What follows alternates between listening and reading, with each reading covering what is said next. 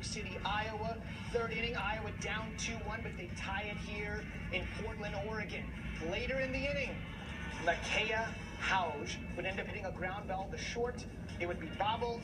The Central Iowa kids said they knew something was up when Washington State was bunting with 2 strikes in the previous game. You never see that. They'd hold on from there. Your final out, grounding out.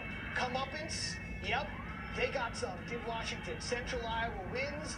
Their coach on his girls' resiliency in the face of adversity.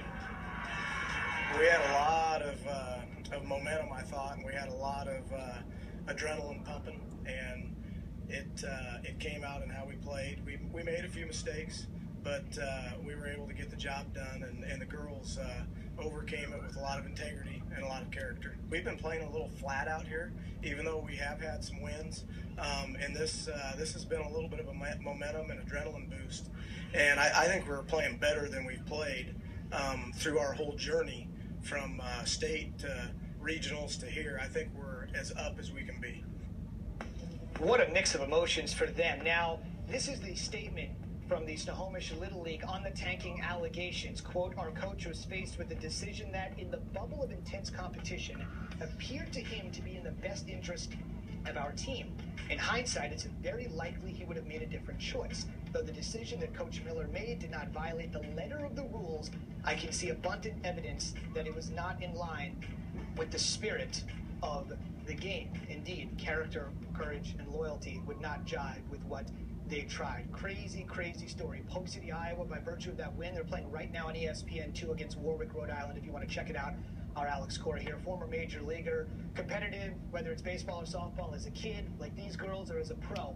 When you see something like this, knowing you've been on the diamond and seen a ton of things, when I tell you a team tried to tank to eliminate another team, we're talking preteens and teenagers, you think what? Embarrassing. Yeah. That's the bottom line. I mean, I grew up in a small town in Caguas, Puerto Rico. My dad was the founder of the Little League chapter. Is that right? In our hometown, and just to think about it, you know, and my dad passed away in 1988, so yeah. Just I think how my dad will react to this, being the president of the league, you know, and your team, you know, tank a team. I mean, I think he would have kicked the manager out. He will jump in and manage the rest of the tournament. I mean, these are kids, and we got to realize they're not making money. Right. This is supposed to be fun. Right. I understand you want to win. Right. We get it. But not like this. I mean, do it fair, do it the right way. I mean, I think the word is embarrassing. Yeah, I mean, this is Little League. This is about kids. And again, it's all about the adults trying to manipulate the system. Now, it harkens back to just last year. Jackie Robinson, Little League, stripped of the U.S. title. We saw that in the Little League World Series in baseball. I know the sample sizes are small. We're talking Washington and Illinois.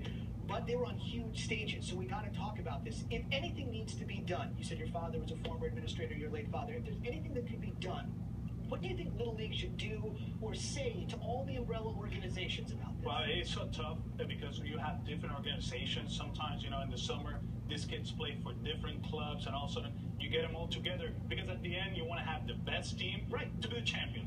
And it's all about the adults. They want to get involved, and you start getting the best shortstop, the best second baseman, the best center fielder, and all of a sudden the boundaries of your town, they get extended because you want to be the manager of the Little League World Series champs. And you know, it's so hard, but there's something I don't know what they can do, you know, because like I said in the beginning, there's a lot of organizations, but we have to do something. I mean, it's becoming too competitive in a sense, you know, and it because from regionals to district to the World Series. I mean, teams from other countries getting older kids to win the tournament, but it's all about the adults. They need to realize they're volunteers. They're trying to help these kids to become better women, better men, you know, and they're not doing it right now. They're not helping out. I don't know what they can do, like I said, but it's becoming tougher and tougher. Indeed, a lesson learned as the Little League World Series begins in Williamsport this Thursday. We should think about all this as we get there. Part of the reason you're here, because today's a very busy day on the Diamond, the Little League Softball Diamond, and on the Major League Diamond.